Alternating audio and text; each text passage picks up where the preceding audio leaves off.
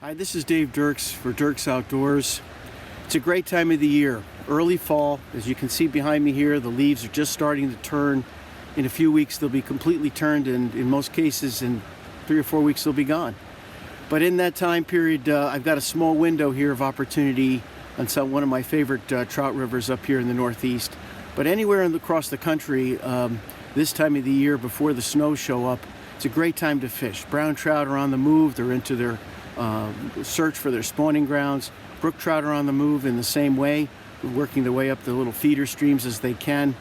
And you know what? There's a lot less competition during this time of the year than any other time of the year. So if you want to get out and enjoy some really great trout fishing, do it during the fall.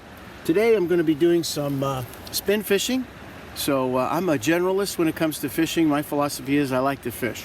So I like to fly fish, I like to saltwater fish, I like to spin fish for freshwater.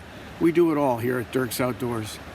And so today I'm going to show you a rig that I use. First of all, I'm using one of my favorite rod setups. Is an ultralight rod.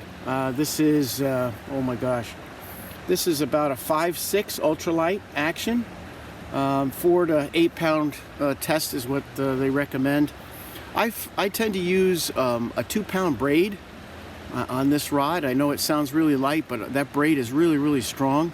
And then I'll run a barrel swivel, as you can see here, with some fluorocarbon, anywhere between 4, 6, or 8 pound, depending on the type and the depth of the water that I'm working at any one time.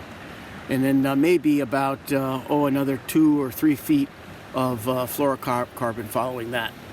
Anyway, that's my basic setup for the rod. Let's take a look at some lures. There are 3 basic types of lures I like to bring with me whenever I'm spin fishing for trout. The first set is really some small minnow and trout imitations. You can see here, these aren't particularly very big. They might be 1.5 to 2 inches in length. I've got a variety of them in colors. I'm particularly fond of anything that looks like a rainbow brown trout or a brook trout, a baby trout. Trout eat a lot of their own.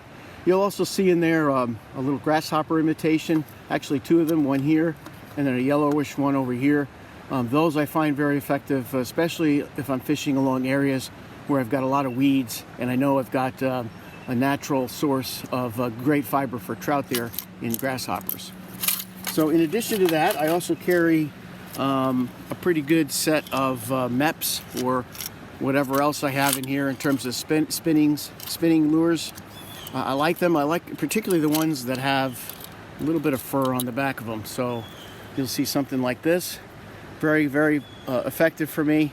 I like them in a variety of weights depending on the depth of the water that I'm fishing. But again, you get to see I only bring 2 or 3 boxes of these, and this is about all I need on the water. Just break up the color a little bit. I also bring a couple of spoons, some basic spoons that can be used. But either way, this is about all you need for some fall fishing.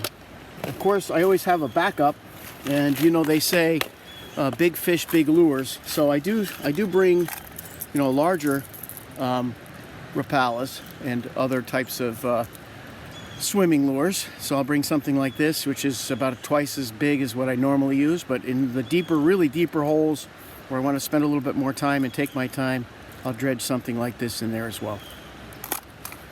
Again, a variety of colors and shapes and sizes, and you can see, I really like to bring a little bit of variety. But 2 or 3 boxes of this and you're all set. Very often in the fall when I'm fishing, I'll run into a couple of anglers doing the same thing, and oftentimes I see them hanging in one spot for what seems like an eternity. And one of the advantages of spin fishing is that you can cover a lot of water fairly quickly.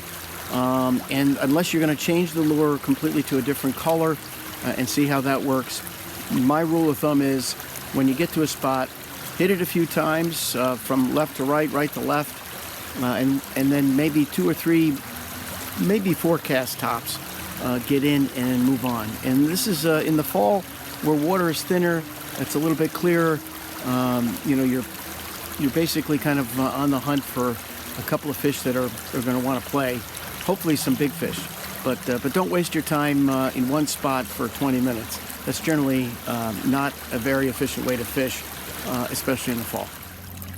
Well, I hope you enjoyed this short video clip on taking you out to one of my favorite northeastern rivers in the fall. Hope you get out too. Enjoy. Stay safe, and we'll see you again at Dirks Outdoors.